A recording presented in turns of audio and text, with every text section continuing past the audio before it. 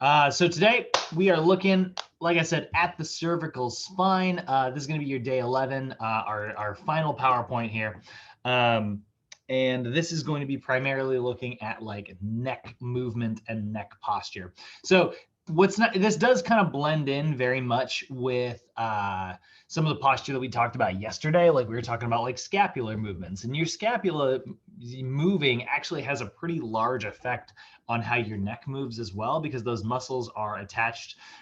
Those are muscles that actually work together. So the muscles that like move your neck are also the same muscles that kind of move your scapula. So if your scapula is in an altered position because of that tight muscle, it can affect how your neck moves. And that's why we often see rounded shoulders with this kind of craning forward head posture. That's your body trying to kind of balance things out. So looking at things, right? Again, looking at our bones here, we're going to be talking primarily about the cervical spine today. That's going to be your C1 through your C7. And then that's also going to be your thoracic vertebrae as well, just down below that. But primarily, we're definitely spending time talking about the neck. I talked about this a little bit already, but your C1 and your C2 are really cool. Those are actually, that's your atlas at the very top, and your axis at the second from the top vertebrae. So your atlas vertebrae actually holds the reason it's called the atlas vertebrae is because it holds your head up, similar to how Atlas, he was the guy who had to hold the planet up. He was punished by Zeus or whatever. That was his job, was holding the earth up. And then that's also why, when you look at the powerlifting, or not powerlifting, but strongman competitions, you have like Atlas stones, which are these big freaking super heavy rocks that are impossible to lift. They weigh like, up to 200 freaking pounds.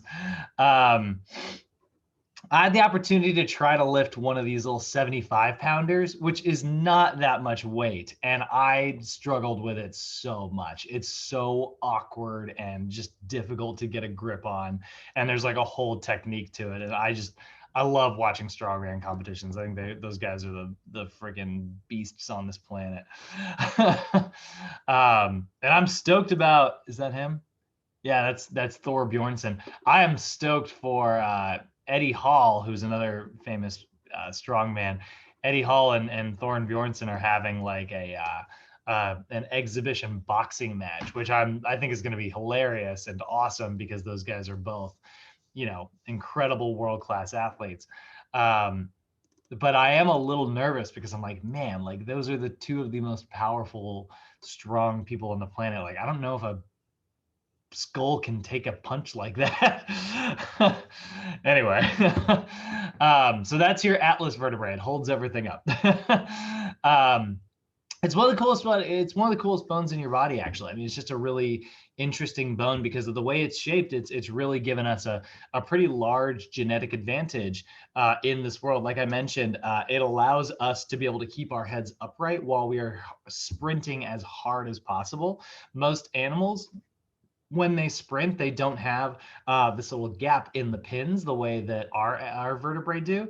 And so what'll often happen is their heads will get locked into a specific position as their scapula starts like exerting for like maximal effort. But ours is totally able to be separated. And that allows us to be able to open our jaws and actually actively vent heat and breathe when we are running as hard as we can, whereas other animals, they can't do that. So they actually have to keep their mouth shut. That causes them to overheat. And that overheating is how we think mankind was able to, oh my gosh, here's Dalen. We think that's how mankind was able to hunt for the hundreds of years leading up to before we saw like human tools show up. Like there's like a weird gap between like when we first had tools and when we became like a predator species. So the way they think they explain that is they think that early humans would basically do what is called persistence hunting, where they would chase after an animal and scare it, and then it would run away, and it would be much faster because, animals are typically faster than humans in short sprints. But then they would that animal would lay down and start panting to vent heat, and humans would just kind of keep jogging along kind of at a medium pace. And so eventually, they would just overheat and it wouldn't be able to kind of keep up. And that's how they think that we got to be as smart as we are. All that increased protein from consuming other animals and stuff. And that's all. Well, I don't know about all. Also, the ability to sweat's pretty big. The ability to have a giant gluteus maximus is pretty big. But a lot of that is thanks to this atlas and axis vertebrae there. So I love talking about that because I just think it's a really fun, kind of fascinating story. Now, like I said, when we talked about low back pain in general, we definitely see that as a very, very common disorder in our clients, right? We definitely know that low back pain affects about 80% of the population. Well, about 2/3 of the population, that's about 66%, are going to experience neck pain. So that's also very common. And then one of the interesting ones, we see women are 3 times more likely to suffer from neck pain than men are. And that's going to be because women are much more prone to osteoporosis. And so oftentimes seeing a loss of bone density or bone spurs develop in the neck region.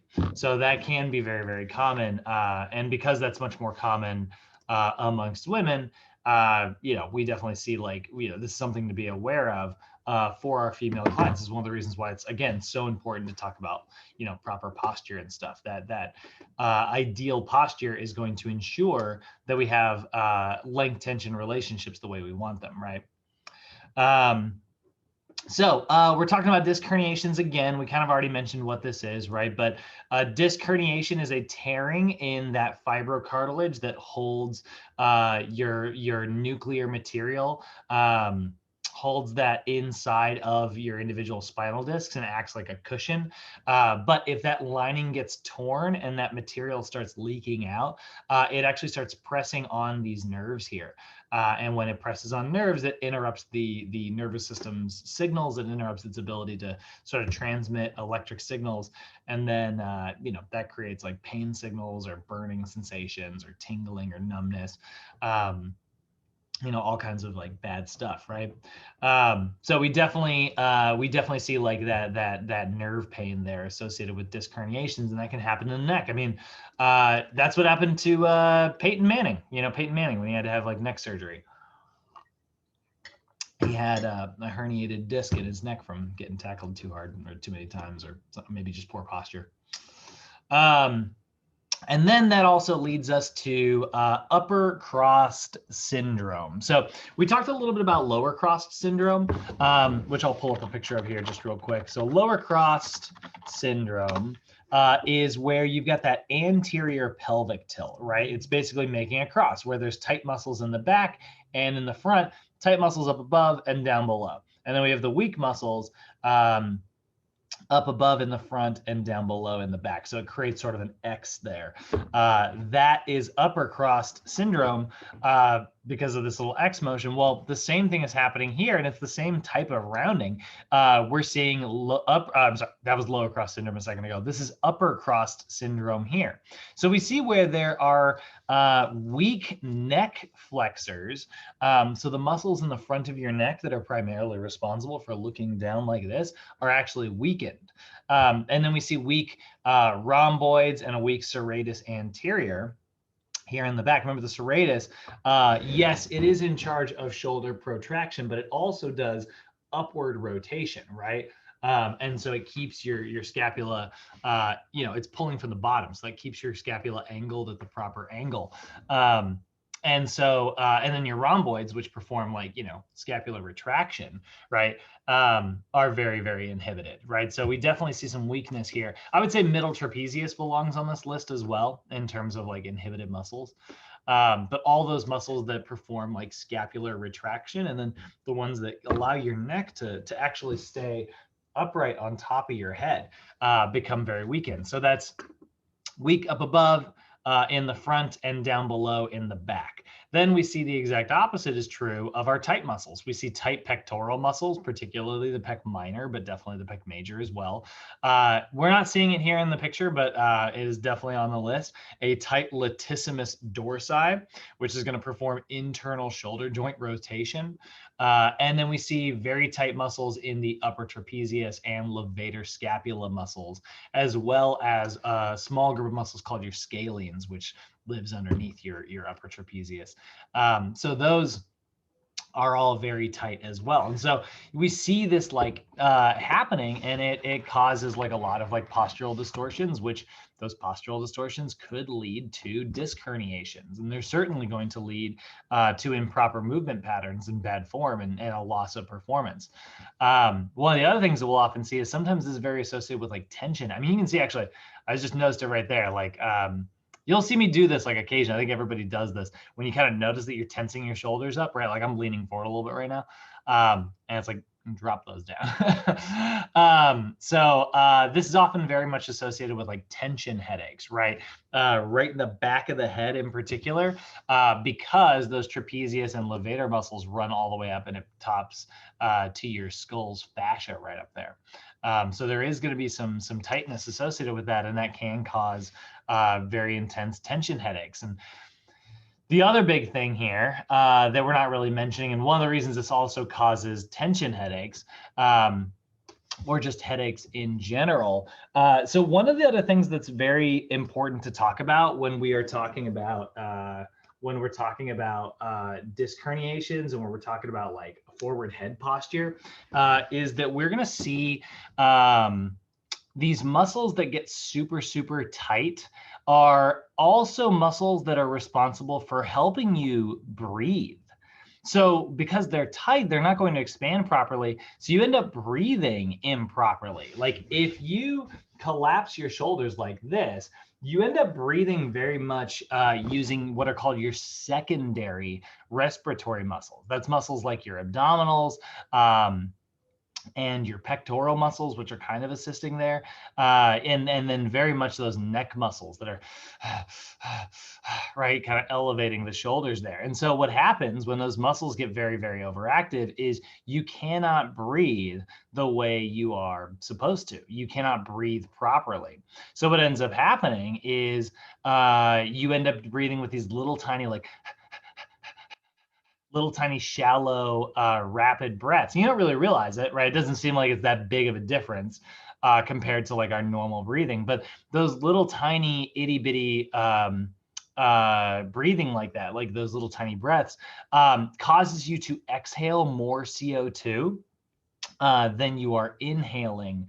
And so what ends up happening is you actually can become what we call hypocapnic. And hypocapnic is where you don't have enough CO2 in your body. And I know that like when we think of breathing, we think of like, okay, well, you breathe in oxygen, you exhale CO2. So we don't want CO2 in the body. That is partially true. We actually do want to have some CO2 because it creates the gradient with oxygen by having like a difference between the two. So we actually need to have CO2 in our body. And when we don't have enough CO2 in our body, what starts to happen is we start to experience a panic attack or hyperventilation. Your body knows that it's not binding oxygen efficiently. And so now O2 molecules are just sitting on your red blood cells and they're not moving. They're not diffusing in any direction because the levels are equal. So nature has no reason to create a gradient and move, one molecule one direction, another molecule, just kind of stay put. So now your cells aren't breathing. So now you need more oxygen, and your body knows this. So it's like, and so it starts to breathe more. And what that does is that brings in, a little bit more oxygen. But a lot of times we exhale more CO2 when we start hyperventilating, which is why panic attacks can be so scary. I think we asked this question before. I know a couple of you guys said you've experienced panic attacks before, but they're intense. They're very scary events. And so how do you fix that? Well, you breathe into a paper sac, and then that traps all the CO2 so that you end up inhaling it again. And then you exhale more CO2 because the concentration is going to go up every breath. And then you inhale it until eventually your CO2 levels return to normal. And you can breathe easy again. That can be kicked off by poor posture, which is crazy to think about, like that's a chemistry thing that we're talking about here, right? Talking about like the blood's chemistry and how there's a difference in terms of like this pressure gradient between oxygen and carbon dioxide, but it's determined, or it can be kicked off by alterations in your posture, because altering your posture is going to alter the way you breathe, and you're going to breathe in such a way that causes you to vent CO2 rather than keep it. So anyway, that's definitely something we're going to see here. This is one of the reasons why learning how to breathe properly and diaphragmatic breathing is actually so important. All right, so looking at the bones here, looking at the bones of our cervical spine, right? We're primarily talking, like I said, about that C1 through 7. Those of you, that's your cervical vertebrae. You've also got your 12 thoracic vertebrae. That's certainly going to be part of the conversation as well, and especially where, those early thoracic vertebrae. You get your lumbar vertebrae, which is definitely, something we talked more about during the lumbopelvic hip complex, but it does play a role in how your cervical spine moves, because if you end up over rotating here, your body's going to have to find a way to compensate for that up above. Again, think of the Jenga stack analogy, right? If you pull a block from one side, then you have to place it on the opposite side so that it stays balanced out, right? If you're like, leaning too much, that creates like rotations in the spine. So we're going to look at that a little bit right here. We're going to look at the 4 sort of alterations. So this is your lumbar spine right here. This is what we call a normal lordotic curve. And then we see a little bit of a curve up here as well. That's your kyphotic curve. So those are supposed to be, at specific angles, right? Like you're allowed to have a little bit of a lordotic curve and a little bit of a kyphotic curve. You have both of those naturally.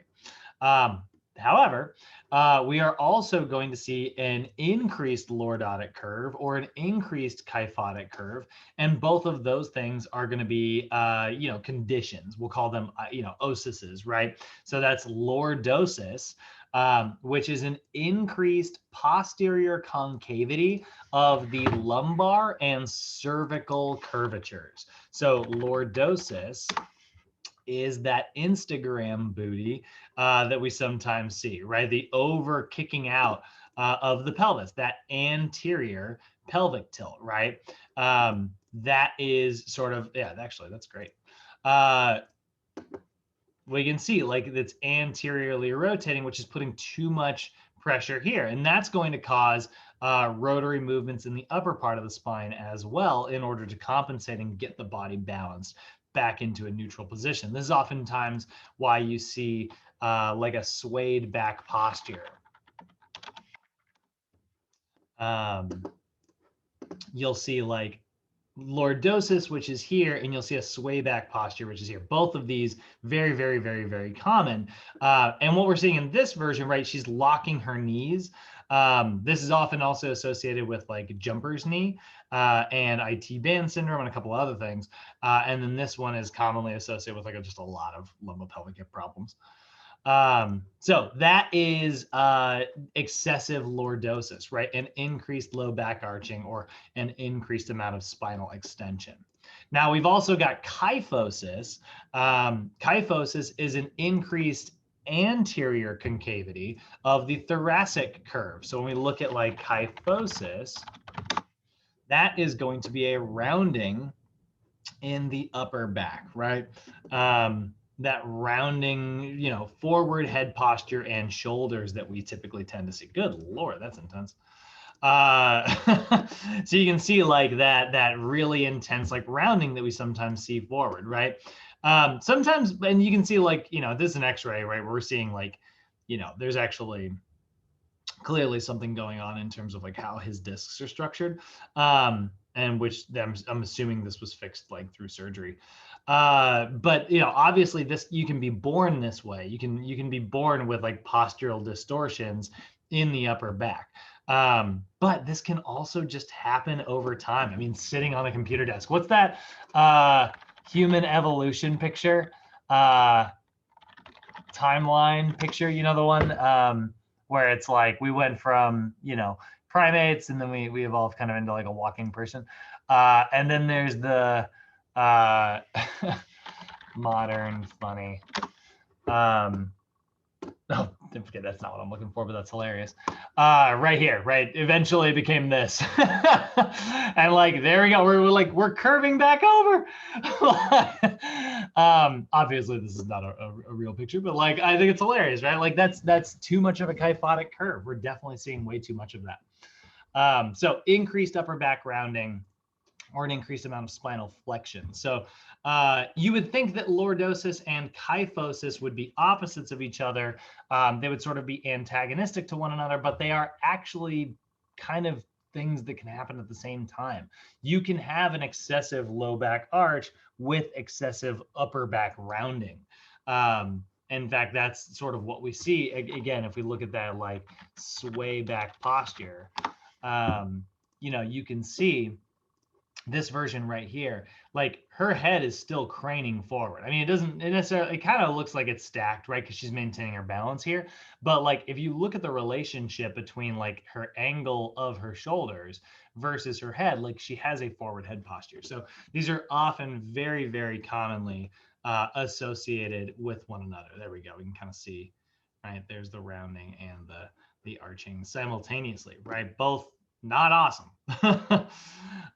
Now, there is also lumbar kyphosis. Remember, kyphosis is anterior concavity.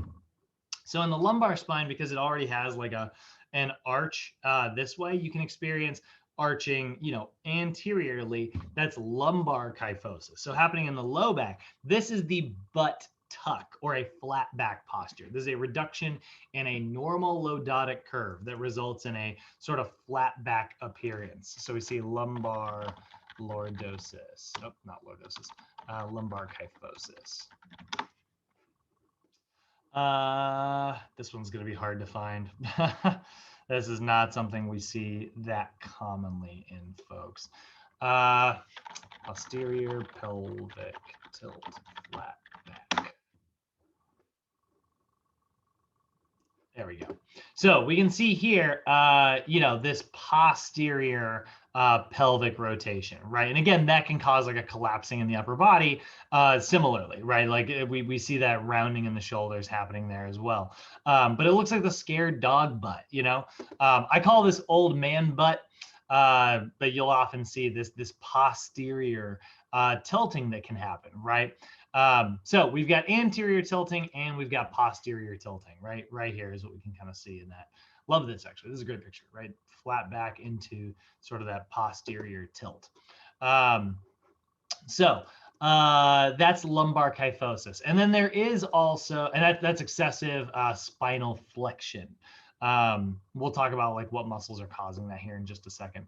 And then we've got scoliosising, right? So scoliosis, a scoliosis is a lateral curvature or sometimes a rotational curvature of the spine. So when we look at like a scoliosis, that's going to look like this, where we see a lateral curvature, right? Often this is associated, remember I talked about Trendelenburg walks when we were talking about like our lumbopelvic hip dysfunction. We see like a really tight QL muscle on one side, right? If you think about like, if we look at, yeah, actually here's a front and a back picture. That's perfect. Oh, actually, there's one with dots.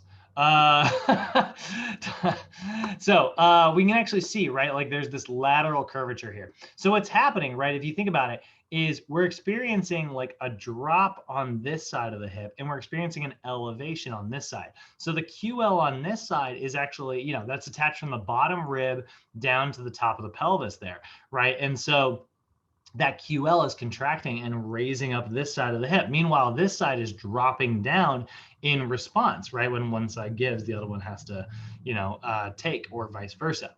And then we see the exact opposite thing happening here. We'll often see like an elevation in the upper body here and a depression in the upper body on this side. And so that creates this lateral curvature. My dad has got a little bit, he's not born with a scoliosis, and but he has a little bit of a scoliosis. If you look at him, he looks a little crooked. And that's because he's a furniture mover. He loves, man carries a couch on one side of his body all the time. He's right-handed. So that can create this like lateral curvature there. If you're somebody who tucks one leg under their under their butt all day, if you got that habit, that's not a great habit to have. That can cause that lateral curvature. Or if you're somebody, I actually started noticing this when I first started working at Sochi.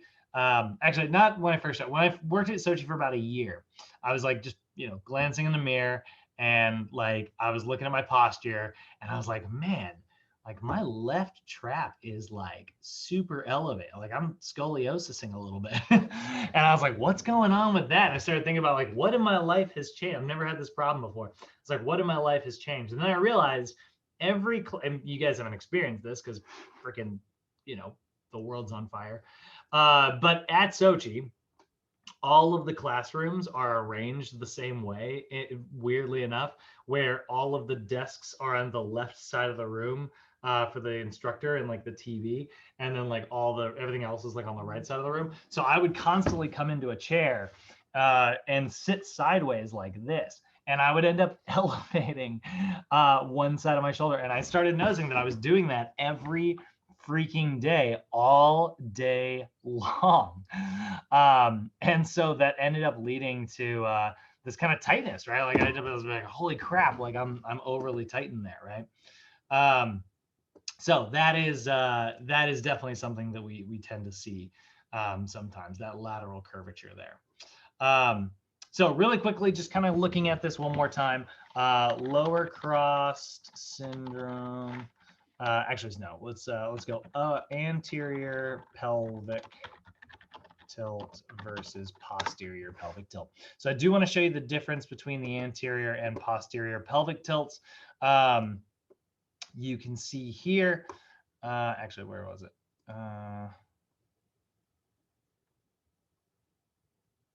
That one. So you can actually see, right, what's happening in an anterior tilt is the low back is contracting up above the pelvis and the hip flexors are contracting down below the pelvis, and that's rotating it forward. Meanwhile, weak muscles in the core here and weak muscles in the glutes here, right, on the opposite side.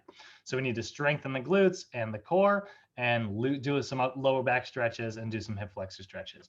With a posterior flat back posture, the opposite is true. We actually see the hamstrings pulling down in the back and the low back not contracting enough. So this is something that we need to actually activate. And then we see the hip flexors not doing enough work in the front.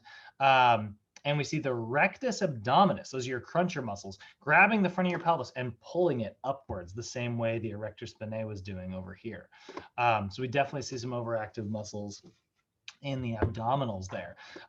The fix for both of these is still going to be things like plank exercises though, because we do want to strengthen the transverse abdominis. This is basically somebody who has taught their low back and their spine. They haven't taught it how to stabilize, they've taught it how to move. They've done lots of crunches, lots of sit-ups and things like that whenever they're doing ab work rather than stabilization ab work. So now they're very good at moving their spine. They're a little too good at moving their spine, but they haven't developed enough stability. So when they go to like pick something up, rather than just stabilizing their spine and holding it in place, they'll likely do too much of a crunching movement. So those are our two very common postural distortions that we'll see there. Now, looking at the bones that we've got here, right? We've got your intervertebral discs, right? Those little discs is that soft tissue that fibrocartilage that sort of holds that nuclear pupulsus material in place, right? And so this is very elastic. It allows for like, a little bit of like compressing movements and twisting movements and lateral movements, right? It's like a water balloon that's honestly pretty hard to pop. Sometimes sometimes like you can't really get a good grip on those things and make them pop, or you'll throw them and then they'll like bounce off the ground. You're like, can't believe that thing didn't explode. That's kind of what your intervertebral discs are like a little bit, right? But obviously they can rupture. They can definitely get a tear in them, and then that nuclear pupulsus material can start leaking out, and that is what causes like that herniated disc pain movements. So looking at our spinal movements that we need to be able to have, we need to be able to have our spinal flexion, which is, that anterior bending, and our spinal extension, which is that posterior bending, right? Both of those very, very, very important movements. And there's a little bit that will happen in the thoracic as well.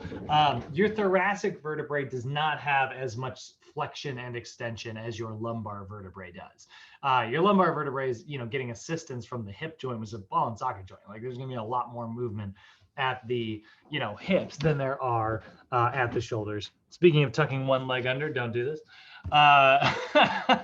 So that is definitely something that we're going to see sometimes.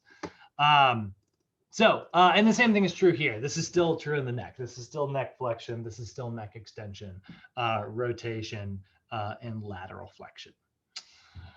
So let's go over the muscles. Like I said, there's a little bit of a shorter list today, right? Not as bad as the shoulder joint, which is massive. So starting on the front of the neck with my favorite muscle, the SCM, or the sternocleidomastoid. It's ironic. It's my favorite muscle because I think it's got a goofy name. But it's like my least favorite muscle to stretch or get massaged.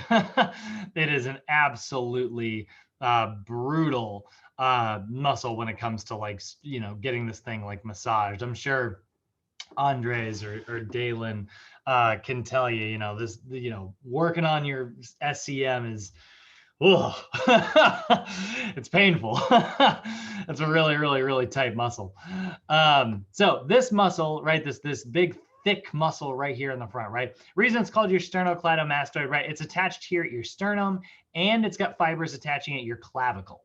And then it's attaching right up here near your masseter, your mastoid. So that is your sternocleidomastoid. So this muscle is in charge of a couple different things. It is going to do cervical flexion a little bit, but really the big thing that it does is, and they're not mentioning it here because NASM doesn't actually teach this version until they get to corrective. But we actually call this version, there's one more movement we haven't talked about. There's flexion, extension, and then there's this kind of this like staying upright but moving forward, the quagmire from Family Guy movement, right? That is we call that cervical translation. And basically it's where you're translating something just from the front to the bottom rather than like, hinging it towards a specific direction. And your sternocleidomastoid is notorious for that cervical anterior translation. So this muscle pulls that head forward. Very, very, very tight muscle here. It also does a little bit of rotation, and it does a little bit of lateral flexion. So how we're going to stretch this muscle, which I can almost guarantee everybody in here needs to do, we are going to rotate toward the opposite side. So if I'm trying to stretch my right, I'm going to rotate to my left because this is going to, when it creates rotation, it creates contralateral rotation. Right? It's rotating on the same side. So I stretch to the opposite side. That's going to give me a little bit of a stretch already. Then it does lateral flexion. So what am I going to do? I'm going to do the opposite side lateral flexion. So I'm going to look here and I'm going to tilt ever so slightly to the side. And then the big one that we mentioned is it does cervical translation and flexion, right? So I'm going to look over here, tilt, and then I'm going to look back. And just like that, that's going to stretch out that sternocleidomastoid. One of the things I like to do when I'm doing this as well is I actually like to use my hand to depress my collarbone slightly. So I'll actually depress my collarbone with my opposite hand. We call that distraction, by the way. It's distractions where you're basically moving a bone, kind of manually. Like if you squeeze your forearm together, your two forearm bones actually kind of move like this. We call that distraction. So I distract this collarbone slightly down as I lean away, and that's going to give me a much deeper stretch in that sternocleidomastoid. So I'm lengthening that sucker out. So that is your SCM's job. Then we've got our scalenes here on the side. Your scalenes is another one that's really unpleasant to massage. These are going to accelerate cervical flexion a little bit, right? But they are also going to do a little bit of rotation, and they're going to do lateral flexion. But here's the big thing that they do. That's arguably the most important thing that they do. This also assists in rib elevation when you are breathing. So this, again, is a secondary respiratory muscle. So this is used whenever you're doing like maximum effort inhaling and exhaling, because you're doing like a lot of physical activity. So you need to be able to vent CO2 so you can bring in more oxygen. That's great during massive amounts of physical activity. But if you are not doing very much physical activity and you're just chillaxing, and you're relaxing and not contracting very many muscles, guess what? You don't need that much oxygen. And so what ends up happening is these scalenes can start that hyperventilation.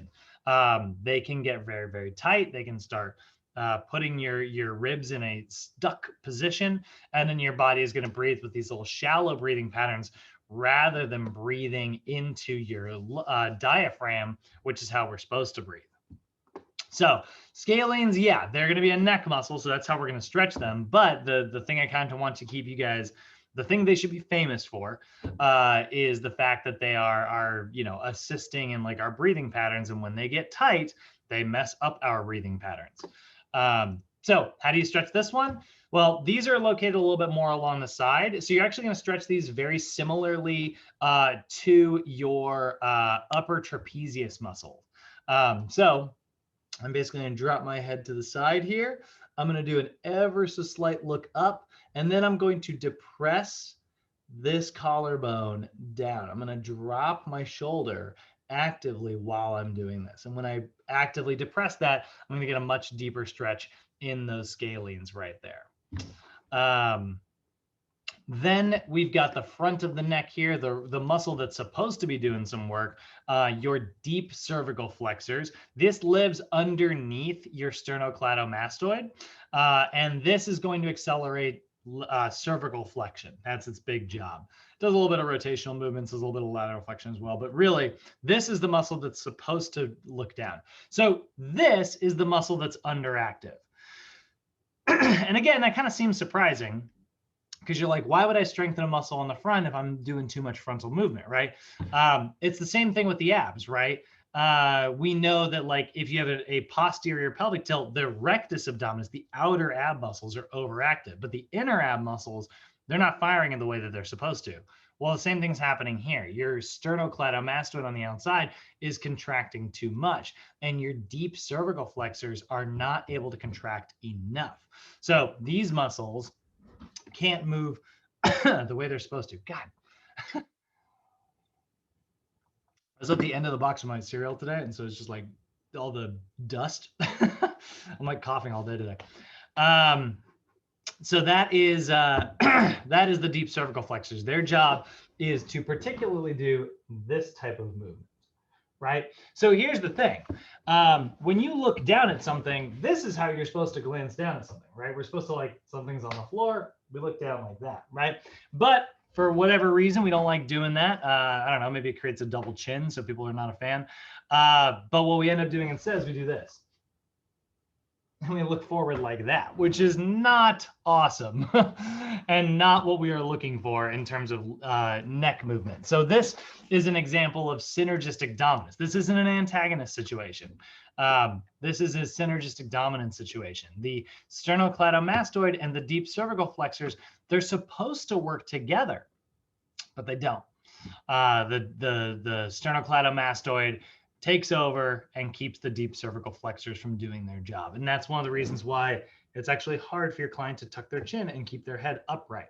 One of the best ways to work on this, by the way, is to and by the way, you can actually tell if you have weak, deep cervical flexors or like tightened other neck muscles, not just the SCM, but some other ones we're going to see in a minute. You can tell this by when you lay back onto your back. Let's see if I can even find a picture of this online. Floor bridge. Let's take a look at a floor bridge. Not shopping. Let's take a look at a floor bridge here. See if I can find.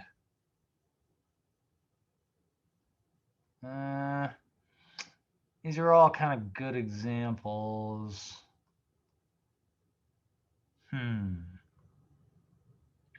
Let's see. Excessive neck flexion. Land on your back.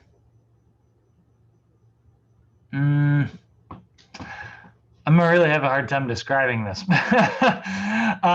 So what you will see, this is gonna be just difficult to describe, but what you'll see is when someone's laying on their back, and you can test this yourself, lay onto your back, onto your floor, and tell me, are you looking behind you? Like while you're looking at the ceiling, like when you're laying back, right? Imagine I'm kind of laying back here, right? Am I laying back where my eye line is going straight 90 degrees? Or am I laying back to where my head is resting and I'm looking out sort of up above me or behind me? That is actually a sign that your neck is tight and has been pulled forward. So then in order to like get your head to rest on the floor, you have to look up, and then you're resting the top of your head up here instead of the back of your head down here. Does that make sense, guys? I'm not sure if I'm describing that well. But you'll see that, yeah, actually, there we go. You can kind of see there. She's looking this way. And that's on purpose because she's got like something underneath the back of her head there. But one of the things you need to do to help your client like correct this is always, whenever they're doing like any motion where they're doing like a floor bridge or sit-ups even, anything where they are like laying supine, you need to instruct them to lift their head up, tuck their chin, and then lay their head back down. And that will get them into that more neutral position. Even just taking 5 minutes a day to rest like this actually can really help with your posture. If you're a forward head person, just taking a little bit like 5 minutes, like meditation, tuck your chin and lay that head back down, can have a really, really positive impact on your overall like neck posture. If you're a really bad forward head person, I really recommend doing that. So that is your, activating that longus colli or your deep cervical. You're not going to hear it called longus colli. You'll hear it called the deep cervical flexors. That's the name they're going to use. There is also your longus capitis, which is in the back. And this one's, you can actually feel these if you reach behind the back of your head, those two little knobs on the back of your neck, just underneath those and slightly inside. You'll feel this kind of long little muscle. That's your longus capitis. That is also in charge of cervical flexion and a little bit of lateral flexion. And this is another very commonly overactive muscle. This is also causing that craning motion. In fact, if you do this, if you kind of give me the quagmire, you probably feel it. You'll feel a little contraction in the back of the neck right here. So there's another one, actually reaching back with both hands and giving yourself like a little bit of a massage just at the base of your skull can be a great way to release some of that tension and, get you nice and upright, getting sitting that head back on top of the body. Now, we talked about this muscle yesterday, but only briefly. The next one we've got, that's another bad guy muscle here, the levator scapula, right? So this is mainly in charge of elevating the scapula. But if you look at where it's attached and where it's running to, it is accelerating a little bit of cervical extension. So it does pull the head back ever so slightly. But the really big thing that it also does is that it also causes that downward rotation of the scapula, right? It tilts it forward because it's pulling, from right here. So that downward rotation of the scapula, again, is that rounding that we see in rounded shoulders. So this is another very, very commonly overactive muscle. Oh, and then the other thing that it does is, this is not attached to any of your ribs, but it moves your scapula in such a way that makes it easier to breathe. When you collapse that downward rotation of the scapula, it becomes very hard to draw air into your lungs. And again, this is going to result in shallow breathing patterns, which can cause hyperventilations and panic attacks. So that's the levator scapula. Definitely a very, tight, overactive muscle. This is on a lot of our bad guy lists. This is on a lot of our, we need to stretch this muscle list. So remember, this muscle is in charge of elevation. It also does ipsilateral rotation. So my right rotates to my left, right? So what I'm going to do to stretch that is I'm going to look over to the side. I'm going to tilt my head down. I'm going to reach up, give myself just a little bit of pressure. And I'm just going to drop that shoulder blade down on the opposite side. And that's going to give me that big stretch in the back of my levator scapulae. So definitely a big one there. Now, we talked about them yesterday, but we've also got the rhomboids, right? Remember, that's mostly scapular retraction, right? That's mostly what these do. But again, that does scapular downward rotation in the upper fibers, these little tiny fibers up top that kind of work together with your upper trapezius muscles that we're going to see in a second. Those upper trapezius muscles also cause that downward scapular rotation. Then we get the upper trapezius, right, on top. That does that lateral flexion, does elevation, right? Does a little bit of retraction, but not very much.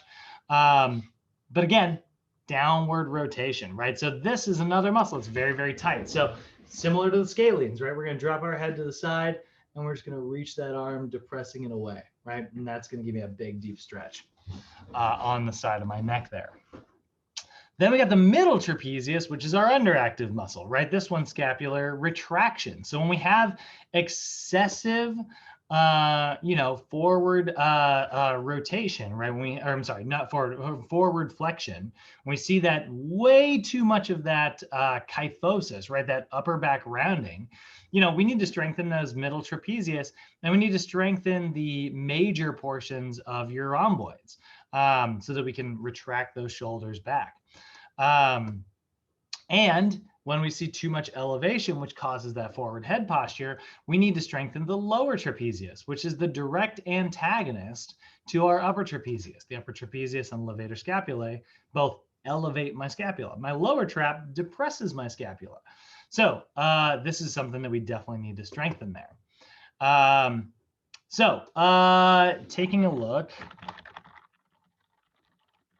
at your NASM overhead solutions table, we're going to see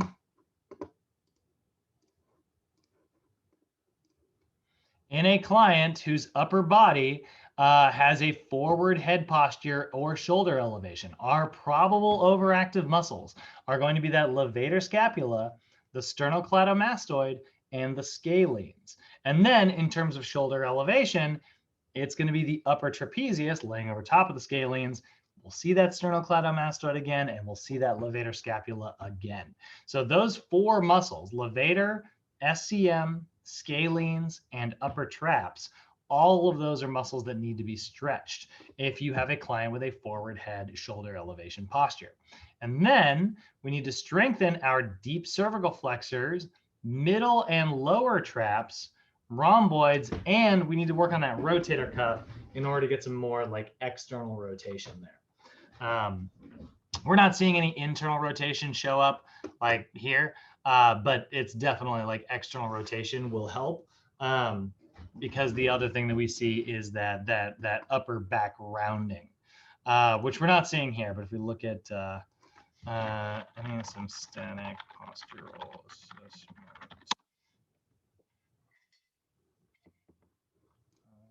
That's pronation distortion.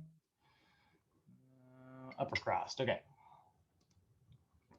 So in general, we're going to kind of put those two things together. When we see the upper back rounding with the kyphosis, and when we see like the forward head posture, our shortened muscles, our overactive muscles, upper traps, we already talked about that, levator scapula, SCM, scalenes, right? We see all those. But then what's causing the shoulders to protract, right?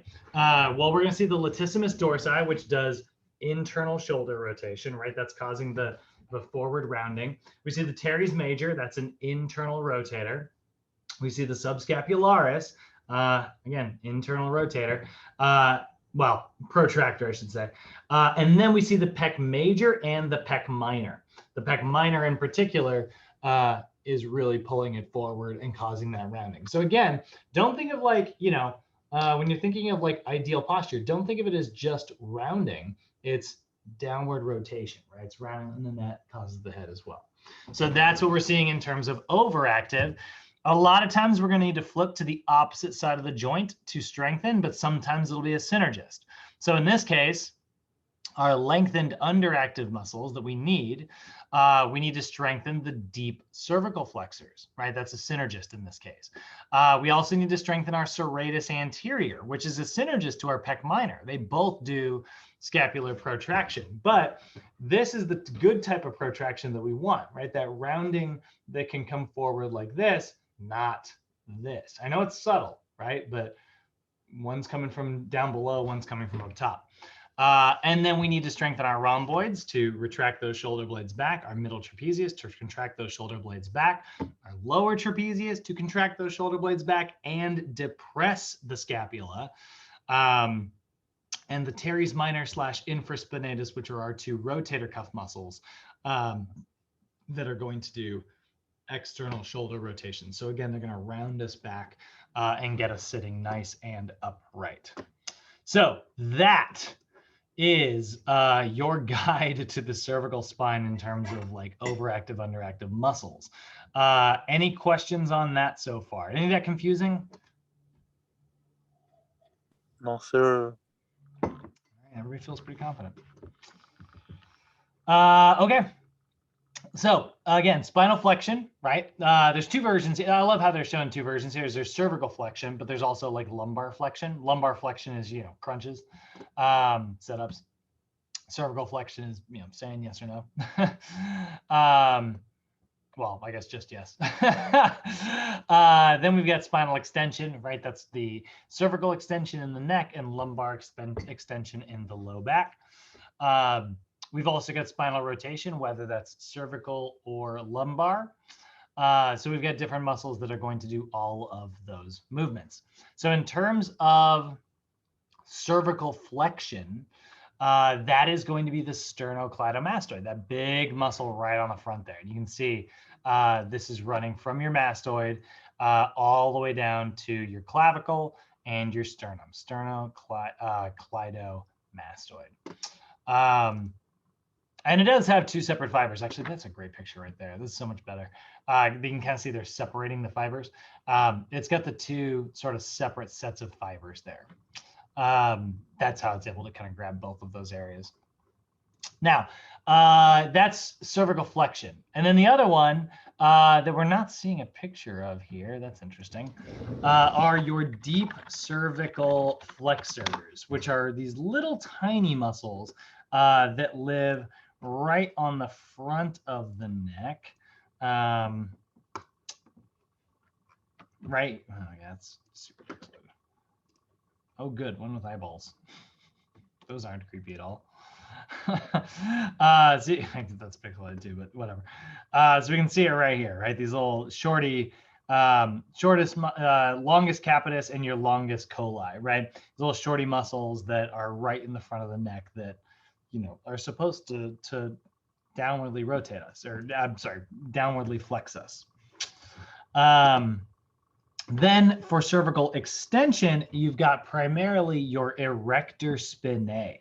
That does have, you know, we often think of the erector spinae when we think of like lumbar extension, right? Like it's causing that anterior pelvic tilt, or it's causing, you know, you to hinge back up after a deadlift or something. But the erector spinae is there to, you know, create spinal extension in the neck as well. So it does do that cervical extension. Then we'll also see cervical lateral flexion. That's the side-to-side movement. The big ones here are going to be the sternocleidomastoid. It does just a little bit of that. And the erector spinae are also going to help a little bit with that. The big one here, though, I don't know why this is not on the list. The big one here is going to be your upper trapezius. That's a huge one, right? and also the scalenes. So that does that lateral flexion, right? Side to side movement. I don't know why those aren't on here.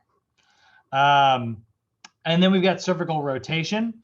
That's going to be your sternocleidomastoid as well, right? So that's going to help with rotation there. We'll also see that levator does a little bit of this, but honestly, the big one is your SCM. So again, that's why the sternocleidomastoid is so overactive. Any muscle that has like a bunch of different jobs tends to get a little overeager, tends to do a little bit too much work. That's what we see in the lats. It's what we see in the pec muscles. And that's why that's so common. So that is honestly, that's it today, guys. It's like I said, it's a short list compared to it's a short list compared to the other. Oh, god dang it, I just stopped. Oh no, I didn't. Blah, sorry, what did I hit? Oh, I unshared the screen. So it's a pretty short working list today, but definitely one worth memorizing. So because of that, tomorrow, when we get together, we're going to meet down at Sochi. We are going to do a little upper body workout, and we're going to look at how to fix excessive upper back rounding. So we're going to be looking at that upper crossed syndrome and how we can kind of strengthen those muscles to get us, upright again. But honestly, that's all I got for you tonight, guys. Today, and I know it kind of moved a little quick, but do you have any questions? Yes, sir. All good, bro. All right, guys. Thank you. Cool.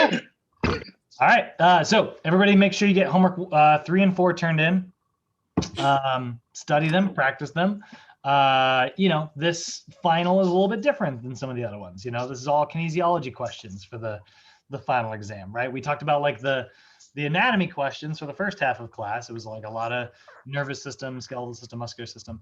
But you're going to have a lot of like joint action questions, your client exhibits excessive shoulder elevation. Which of the following muscles is likely underactive? All right, well, they're doing too much elevation, so they need depression, lower trapezius, right? So you need to, this sometimes where the questions get a little technical. So everybody study up. If you have any questions, feel free to call or text me, and I'll see you guys tomorrow. See you tomorrow, bro. Tomorrow. All right, later, bro. See you guys.